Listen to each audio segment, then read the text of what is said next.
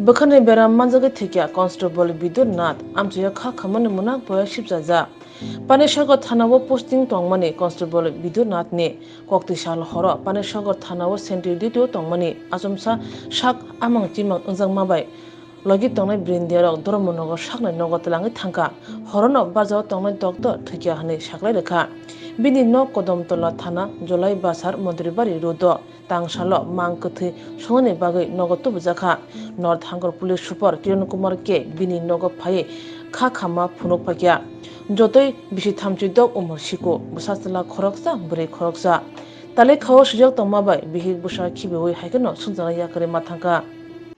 कल एक very unfortunate event हुआ है। हमारा एक जवान है कांस्टेबल बिदुनाथ ऑफ पानीसागर पीएस, ये जब सेंट्री ड्यूटी में था तो